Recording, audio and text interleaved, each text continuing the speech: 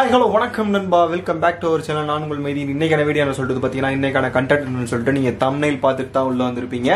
இன்னைக்கான வீடியோ என்னன்னா, நம்ம வந்து RX 100 பைக்கு 2024 நீங்கள் வாங்க போறீங்க. அதை வாங்கலாமா வேணாமா அப்படிங்கிறதையும் சொல்லலாம். அப்படி இல்லைனா RX 100 அப்படி வாங்க போறீங்கன்னா என்னெல்லாம் இருக்கணும், என்னெல்லாம் பார்த்து நீங்கள் வாங்கணுங்கிறத 2024 மிகப்பெரிய ஒரு அப்டேட் வேற ஒன்று வந்திருக்குது. அதையும் சேர்த்து எக்ஸாம்பிளா நான் வந்து முன்னாடி ஒரு வீடியோ போட்டிருக்கேன். அந்த எஃப்சி அப்டேட் சம்பந்தப்பட்ட முன்னாடி வீடியோ நான் போட்டிருக்கேன். அந்த வீடியோட லிங்க் டிஸ்கிரிப்ஷன் ஐகார்ட்ல கொடுக்குறேன், போய் பாத்துக்கங்க. டிஸ்கிரிப்ஷன் லிங்க் ஒர்க் ஆகுமான்னு தெரியல, பட் ஐகார்ட் லிங்க் கண்டிப்பா இருக்கும். ஐகார்ட்ல கொடுக்குறேன், போய் பாத்துக்கங்க. இப்போ நீங்க RX 100 வாங்க போறீங்கன்னா என்னெல்லாம் பார்த்து வாங்கணுங்கிறத தெளிவா நீங்க இந்த வீடியோ ஃபுல்லா பாத்தீங்கன்னா உங்களுக்கு புரியும். அப்படி வீடியோ பிடிச்சா லைக் பண்ணி சப்ஸ்கிரைப் பண்ணி ஷேர் பண்ணி சப்போர்ட் பண்றாங்க. உங்க RX 100 ஃபேன் எல்லாருக்குமே ஷேர் பண்ணி விட்டுருங்க. வாங்க வீடியோக்குள்ள போலாம்.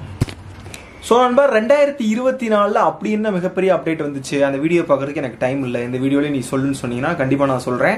2024 அக்டோபர் 1ஆம் தேதியிலேருந்து வந்து பார்த்தீங்கன்னா RX 100க்கு மட்டும் இல்லை, 15 வருஷம் பழைய வண்டி எந்த வண்டியாக இருந்தாலும் சரி, 2 ஸ்ட்ரோக்காக இருந்தாலும் சரி, 4 ஸ்ட்ரோக்காக இருந்தாலும் சரி, கனரக வாகனங்களாக இருந்தாலும் சரி, எல்லா வண்டிக்குமே வந்து பார்த்தீங்கன்னா ஆட்டோமேட்டிக் சிஸ்டம் வந்து பார்த்தீங்கன்னா வரப்போது.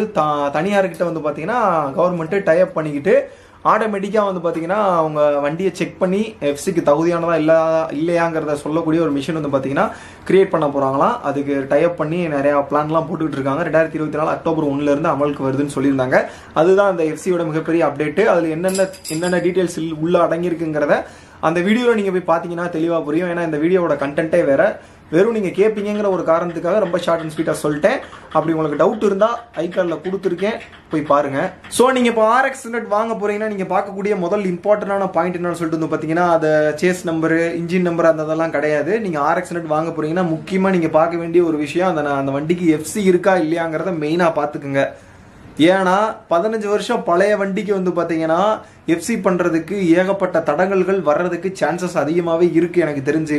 ஏன்னா ஆட்டோமேட்டட் சிஸ்டம்ங்கும் போது வந்து பார்த்தீங்கன்னா புகை வந்து அதிகமாக இருக்கக்கூடாது, சவுண்டுமே 60 டெசிபிளுக்கு மேலே இருக்கக்கூடாதுங்கிற மாதிரி நிறையா சட்டங்கள் ஆல்ரெடி அமலில் இருக்குது. ஸோ புகை வந்துச்சுனாலே 2 ஸ்ட்ரோக்னா புகை கண்டிப்பாக வரும். அப்படி வந்துச்சுனாலே பொல்யூஷன் சம்மந்தப்பட்ட விஷயங்களில் ப்ராப்ளம் சொல்லி உங்களோட பைக்குக்கு எஃப்சி தராமல் இருக்கிறதுக்கு சான்சஸ் அதிகமாக இருக்குங்கிற மாதிரி என்னோட உள்ளுணர்வு சொல்லுது. உன் உள்ளுணர்வு சொல்லுது, அது சொல்லுது, இது சொல்லுதுன்னு சொல்லிட்டு நீங்கள் பேட் வேர்ட்ஸில் கமெண்ட் பண்ணாலும் சரி, என் உள்ளுணர்வு சொன்னதைத்தான் நான் சொன்னேன். அதே மாதிரி நான் சொன்னதெல்லாம் ஒரு சில விஷயங்கள் நடந்துச்சு. அதே மாதிரி இதுவும் நடக்குமோங்கிற ஒரு தாட் இருக்க போய் தான் நான் உங்களுக்கு சொல்கிறேன். ஸோ நீங்கள் RX 100 வாங்க போகிறீங்கன்னா மினிமம் 5 இயர்ஸ் எஃப்சி இருக்கிற வண்டியாக பார்த்து நீங்கள் வாங்குங்க.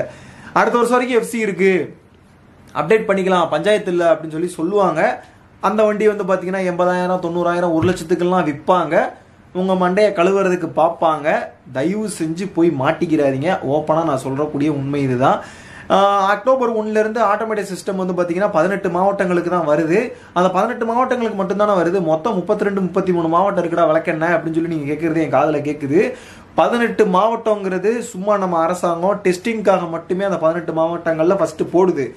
அது நல்லபடியா போயிருச்சுனால் சாரி நண்பா, 32, 31 சொல்லிட்டு 38 டிஸ்ட்ரிக்ட் வந்து பாத்தீங்கன்னா இருக்குது தமிழ்நாட்டில். ஸோ அந்த 38 டிஸ்ட்ரிக்ட்லயுமே கொண்டு வர்றதுக்கான சான்சஸ் இருக்கு. ஏன்னா இந்த 18 மாவட்டங்கள்ல வெறும் டெஸ்டிங்காகவே அக்டோபர் 1ஆம் தேதியிலேருந்து ஆரம்பிக்கிறாங்க. அது அக்டோபர் 1ங்கிறது எப்போ வேணா மாற்றக்கூட படலாம். சட்டத்திட்டங்களை எப்போ வேணா மாற்றி அமைப்பாங்கிறது உங்களுக்கு நல்லாவே தெரியும். பெட்ரோல் ரேட் மாதிரி தான்.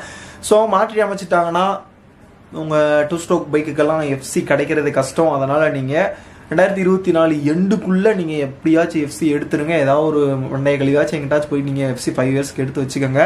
அப்படி நீங்கள் RX 100 வாங்க போகிறீங்கன்னா மெயினாக எஃப்சி இருக்கான்னு சொல்லிட்டு பார்த்து வாங்குங்க. அதுதான் ரொம்ப ரொம்ப இம்பார்ட்டண்டான மேட்ரு. அதுவும் இல்லாமல் RX 100ல ஏகப்பட்ட வகையில் வந்து பார்த்தீங்கன்னா ஏமாற்றங்கள்லாம் நடக்குது. அது எந்த மாதிரியெல்லாம் ஏமாத்துறாங்கன்னு சொல்லிட்டு நான் ஆல்ரெடி வீடியோஸ் நிறையா போட்டிருக்கேன். 5000 ரூபாய்க்கு RX 100 சொல்லிட்டு ஒரு பிளேலிஸ்ட் ஒன்று இருக்கும். அந்த பிளேலிஸ்ட்டோட லிங்க்கை நான் பிளேலிஸ்ட்டாக ஐகார்டில் கொடுக்குறேன், இல்லைனா டிஸ்கிரிப்ஷன்லையும் கொடுக்குறேன். நீங்கள் அதை போய் பார்த்தீங்கன்னா உங்களுக்கு ஒரு தெளிவான விளக்கம், தெளிவான ஐடியா ஒன்று கிடைக்கும். இதெல்லாம் நீங்கள் பார்த்து வாங்கணும். இன்னொரு முக்கியமான விஷயம், RX 100 பொறுத்த வரைக்கும் அந்த வண்டியோட பீட்டு ரொம்ப ரொம்ப இம்பார்ட்டன்ட்டு. RX 100 ஒரிஜினல் பைக்காகவே இருந்தாலும் ஒரிஜினலாகவே மேக் பண்ணி அதுக்கு எஃப்சி வாங்கியிருந்தாலுமே நிறைய வண்டியோட பீட்டு வந்து பார்த்தீங்கன்னா நல்லா இருக்கிறதே கிடையாது. RX 100 லவ் பண்ணுறதே பீட்காக தான் லவ் பண்ணுவாங்க. எங்கள் ஏரியா பக்கத்துலேயே ஒருத்தர் RX 100 ஒன்று வச்சிருக்காரு, அதுக்கு எஃப்சியுமே இருக்குது. பட் அந்த வண்டியோட பீட்டு சத்தியமாக என் வண்டி பீட் அளவு கூட இல்லை, அந்தளவுக்கு கேவலமாக இருக்குது. அதனால் பீட்டை நல்லா தெளிவாக பார்த்து வாங்குங்க. இன்ஜின் வந்து பார்த்தீங்கன்னா ஜப்பான் மேக் இன்ஜினா இல்லை இந்தியன் மேக் இன்ஜினாங்கிறத பார்த்து வாங்குங்க. குறைஞ்சபட்சம் அந்த வண்டி எஃப்சியோட வாங்குறங்க, அது ரொம்ப ரொம்ப இம்பார்ட்டன்ட். இன்னொரு முக்கியமான விஷயம், நீங்கள் இந்தியன் மாடல் வாங்குறது எனக்கு பெட்டர்னு தோணுது. ஏன்னா ஜப்பான் மாடல் நீங்கள் வாங்கினீங்கன்னா அது இருக்க ரொம்ப ஆக ப்ளஸ்ஸு, அறத ப்ளஸ்ஸு. அதனால் வந்து பார்த்தீங்கன்னா 1985 சம்திங், 85 to 89 நினைக்கிறேன், அந்த சம்திங்கில் வந்து பார்த்தீங்கன்னா அது வந்துச்சு. ஸோ ஜப்பான் மேக்கில் பீட்டு எல்லாமே நல்லாயிருக்கும், வண்டியோட பர்ஃபார்மன்ஸ் சூப்பராக இருக்குங்கிறதுக்காக ஜப்பான் மேக் வாங்கி அதுக்கு எஃப்சி கிடைக்காம நீங்கள் இது பண்ண முடியாது. மேக்ஸிமம் 5 years எஃப்சியோட நீங்கள் வாங்கினாலுமே அதுக்கப்புறம் எஃப்சி கிடைக்கிறதுங்கிறது வந்து பார்த்தீங்கன்னா என்னங்கிறது அப்போ இருக்கக்கூடிய சட்டத்திட்டங்களை பொறுத்து மட்டும்தான் உங்களுக்கு தெரியும். ஸோ ஆல்ரெடி வந்து பார்த்தீங்கன்னா ரூல்ஸ் வந்துருக்குது. உங்கள் வண்டியை நீங்கள் அதாவது தானாக முன் வந்து நீங்கள் வந்து வண்டியை டிஸ்மேண்டில் பண்ணலாம், வண்டி வந்து பார்த்தீங்கன்னா இறக்கி போடலாம் அப்படிங்கிற மாதிரிலாம் நிறையா ரூல்ஸ் வந்திருக்கு. அதை வந்து அமல்படுத்தியிருக்காங்க இப்போ ரீசெண்டாக. ஸோ அந்த தானியங்கி சோதனை நிலையங்களில் உங்கள் வண்டியை கொண்டு போய் விடும் பொழுது உங்கள் வண்டி 15 வருஷத்துக்கு ரொம்ப ஆக பழசு அதாவது பழசுங்கிறத மெஷின் கண்டிப்பாக கண்டுபிடிச்சிரும். அது ஃபுல் அண்ட் ஃபுல் சட்ட அமலுக்கு வந்துச்சுன்னா நீங்கள் 5 years எஃப்சியோட வாங்கினாலுமே அதுக்கப்புறம் நீங்கள் எஃப்சி பண்ண போகும்பொழுது வண்டியை விற்கிறது குதிரை கொம்பாகி போயிடும். அப்புறம் 1 லட்சத்துக்கு நீங்கள் வாங்குவீங்க, வாங்கி போட்டு அடிமட்ட ரேட்டுக்கு ஒரு 20,000 10,000 15,000க்கு நீங்கள் விற்கிற மாதிரி வரும். அந்த நிலைமை உங்களுக்கு வரணுமாங்கிறதையும் யோசிச்சுக்கோங்க. நான் RX100 ஃபேன்ரா, நான் வீட்டுக்குள்ளே வச்சு நான் பொத்தி பாதுகாத்துக்கிறேன்டா, வீட்டிலே வச்சு நான் பூஜை போட்டுக்கிறேன்டான்னு சொல்கிறவங்க வேணும்னா கண்டிப்பாக நிறைய பேர் இருப்பீங்க. அவங்க கண்டிப்பாக வந்து பார்த்தீங்கன்னா வாங்கி நீங்கள் ஷோகேஸில் வச்சுக்கோங்க. மேபி ஃபியூச்சரில் வந்து பார்த்தீங்கன்னா நம்ம பழைய கார்களெல்லாம் எப்படி ஏலத்துக்கு விடுறாங்களோ அதே மாதிரி அதையுமே ஏலத்துக்கு விடுறதுக்கு சான்சஸ் நிறையாவே இருக்குது. ரீலான்ச் வேறு 2025 அஃபிஷியலாக ஆக போகிறதா நிறையா விஷயங்கள் வந்து போய்க்கினே இருக்குது. அது ரிலீஸ் ஆக போகிற வண்டி எப்படிப்பட்ட வண்டியாக வரும், BS6 தான் வரணும். அது BS6 வருதா இல்லை BS7 வருதான்னு தெரில, என்ன மாதிரி வருதுங்கிறதும் எனக்கு ஒரு ஐடியா இல்லை. அதையும் நீங்கள் பார்த்துக்கோங்க. ஸோ புது வண்டி மாடல் வந்து பார்த்தீங்கன்னா என்ன மாதிரி வருதுன்னு சொல்லிட்டு நீங்கள் அதை பார்த்துட்டு வாங்குறதும் எனக்கு பெட்டர்னு தோணுது. என்னடா எந்த விதமான லைட்டிங்கை செட் பண்ணாமல் பேக்ரவுண்டே கேவலமாக வச்சுக்கிட்டு பேசுகிறேன்னு சொல்லிட்டு பார்க்காதீங்க. என் கேமரா வந்து பார்த்தீங்கன்னா 2 நாளாக ஆன் ஆகாமல் என்னை போட்டு உயிர் எடுத்துருச்சு. கஷ்டப்பட்டு இன்றைக்கி தான் ஆன் பண்ணியிருக்கேன். அந்த ஒரு சந்தோஷத்தினாலே வந்து பார்த்தீங்கன்னா இந்த வீடியோ நான் எடுத்துக்கிட்டு இருக்கேன். அந்த சந்தோஷத்திலே இந்த ஒரு நல்ல வீடியோவும் உங்களுக்கு கொடுத்துர்லான்னு சொல்லிட்டு வந்து பார்த்தீங்கன்னா எடுத்துகிட்டு இருக்கேன். மற்றபடி நீங்கள் RX100 நான் வெறும் எஃப்சி மட்டும் பார்த்து வாங்கிக்கிறவா, எஃப்சியை பார்த்து வாங்கிக்கிறோம், அப்புறம் அந்த ரூல்ஸ் சம்மந்தப்பட்டதை யோசித்து வாங்கிக்கிறவான்னு சொல்லி கேட்டிங்கன்னா அது மட்டும் கிடையாது. நீங்கள் அந்த வண்டியை 1 லட்சம் கொடுத்து வாங்குறீங்க நண்பா. அது ஒரு வேளை நீங்கள் வந்து பார்த்தீங்கன்னா நீங்கள் அந்த தானியங்கி சோதனை நிலையங்களுக்கு போகும்போது 5 வருஷம் கழிச்சே போகிறீங்கன்னு வச்சுக்கோங்க, எஃப்சி கொடுக்காம அதை டிஸ்மேண்டில் பண்ணணும்னு சொல்லிட்டாங்கன்னா என்ன செய்வீங்க? 1 லட்ச ரூபா நம்ம செலவழிச்சிருக்கோம், இது பண்ணியிருக்கோம், 5 வருஷம் ஓட்டினாலே போதுமா அப்படிங்கிற மாதிரி நீங்கள் யோசிச்சுக்கோங்க. அதே 100cc பைக்கெல்லாம் வந்து பார்த்தீங்கன்னா இப்போ மறுபடியும் ரீரிலீஸ் ஆக போகிறது வேற சொல்கிறாங்க RX100. அது லான்ச் ஆக போகிறது ஒரு 1 லட்சம் 1,50,000க்கு நல்லபடியாக பழைய மாதிரியே ஒரு நல்ல லுக்கில் லான்ச் பண்ணாங்கன்னா அது நிறைய பேருக்கு பிடிச்சிருந்துச்சுன்னா அதை வாங்கிக்கோங்க. அதை வாங்கிக்கிங்கன்னா 15-20 வருஷம் நீங்கள் வந்து அந்த வண்டியை ஓட்டிக்கலாம். இது வாங்கி 5 வருஷத்துக்கு 1 லட்சம் கொடுத்து ஓட்டுறதுக்கு 1.5 லட்சம் கொடுத்து அதை வாங்கி 15 வருஷம் 20 வருஷம் ஓட்டிட்டு போயிடலாம் நண்பா. என்னோட சஜஷன் அதுதான். அவ்வளோ நம்ம இந்த வீடியோ நான் இதோட முடிச்சுக்கிறேன். நான் ரொம்ப பேசுறதுக்கு விரும்பலை. பழைய மாதிரி அந்த இன்ஜின் நம்பரு, சேசிஸ் நம்பரு, அந்த கார்பரேட்டரு, அப்புறம் வந்து பார்த்தீங்கன்னா வண்டியோட இன்ஜினை கழட்டி மாற்றிருக்காங்களா, அதை நான் ஆல்ட்ரேஷன் பண்ணியிருக்காங்களான்னு சொல்லிட்டு நிறையா வீடியோஸ் நான் ஆல்ரெடி பேசி போட்டேன். அதை மறுபடியும் பேசி நான் இருக்கிறதுக்கு விரும்பலை.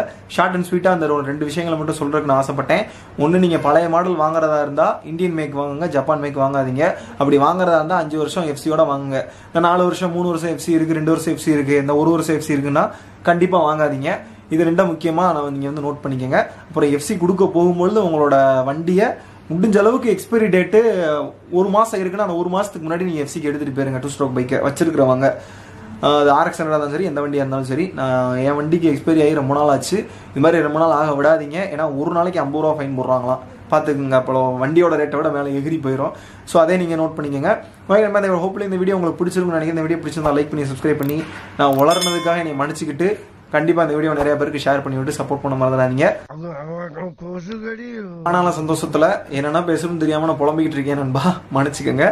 வீடியோவை இதுவரைக்கும் பார்த்தவங்க யாராவது இருந்தீங்கன்னா ப்ரோ நான் வீடியோ லாஸ்ட் வரைக்கும் பார்த்தேன்னு சொல்லிட்டு கமெண்ட் செக்ஷன்ல கமெண்ட் பண்ணுங்க. எத்தனை பேர் அப்படி கமெண்ட் பண்ணீங்கன்னு பார்க்கலாம். ஓகே, நம்ம ஒரு தரமான வீடியோ மீட் பண்ற வரைக்கும் உங்கள் மைதீன். பாய் நண்பா.